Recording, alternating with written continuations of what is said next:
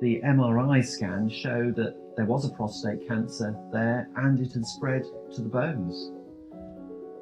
Pause a second. I had to take a deep breath in at that point and think, hold on, that changes things. I'm totally fit and well. How can I have a prostate cancer? How can it have spread? How did it get there, to the bones? In a text saying something along the lines of, give me a call if you can, nothing urgent, don't worry. So I gave him a call a few hours later, and then he told me that he'd been diagnosed with prostate cancer. Initially, the prognosis was looking quite bad, I think, wasn't it? There's a good chance that things... Didn't look great, did No, it? It was a massive shock for me, and I imagine it must have been a lot worse for you.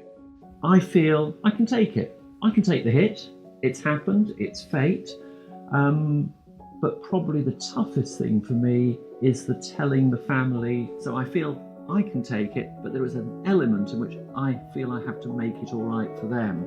With Guy's cancer, it really was straight into treatment, and I had radiotherapy. It's an immensely high-tech machine, and thought, that is top-of-the-range care. That is expensive care. I am so grateful to be having best care possible. So within a week of finishing radiotherapy, I was in fairly good shape. And you've defied the odds to an extent, and I think it's 5 years on, isn't it? Because it was 6 years. 6 years. Yeah, 6 years. 6 years on, and you're still going to be taking part in a charity bike ride.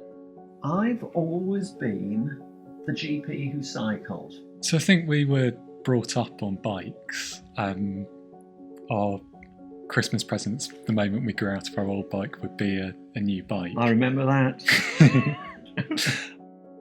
We will be doing 80, 100, 110 miles a day, and that requires some pretty serious training. So I've been, each weekend for the last 6 weeks, I've been out doing 60 milers, and I'm slowly working that up. Haven't quite done the 80 miler, but there's a few of those to come and are planned. And I'm hoping that with a few weekends of going out on some reasonably decent rides, I should be in good enough condition to be able to keep up.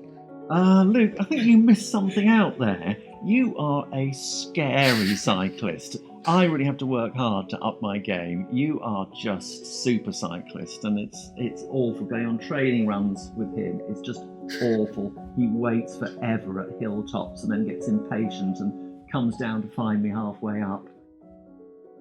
It's going to make a huge difference. In part, that's because of the money raised, and that's so important because top-of-the-range treatments really do cost quite a lot. I'm well aware that in my own case, I've had some pretty exceptional treatment.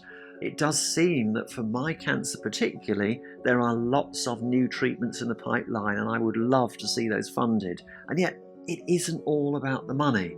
It's also about that winning hearts and minds. It's about building a team. It's about that collective awareness of the importance of cancer treatment and that you can make a huge difference to patients' lives. And for me, that's the bit that I should be cycling with. I will be cycling with gratitude.